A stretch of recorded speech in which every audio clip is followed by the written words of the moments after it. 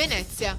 Preoccupazione per il ritrovamento di un proiettile all'interno di una cella del carcere di Santa Maria Maggiore.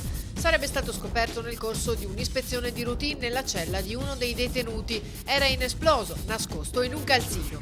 Ora bisognerà verificare a cosa potesse servire, per questo è stata aperta un'indagine, mentre il detenuto dovrà rispondere di possesso illegale di una parte d'arma. Il primo timore però è che da qualche parte possa esserci anche la pistola, ma finora le ricerche hanno dato esito negativo.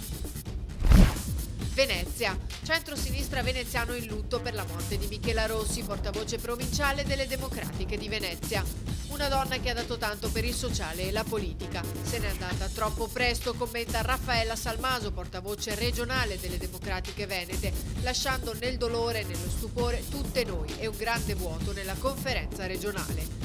Profondo cordoglio anche dal consigliere comunale Pellicani. Una bella persona che ho avuto il piacere e l'opportunità di conoscere, ha dichiarato. Ha contribuito con serietà ed dedizione al lavoro per migliorare la nostra città ed è stata protagonista di una delle fasi più delicate del rinnovamento del centro-sinistra veneziano. Ciao Michela!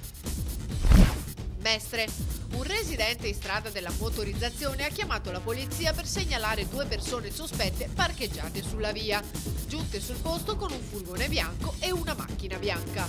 Le volanti dunque sono arrivate di lì a poco, ma hanno scoperto che si trattava di 2 giovani amanti di 36 anni e 25 che si stavano scambiando qualche effusione amorosa.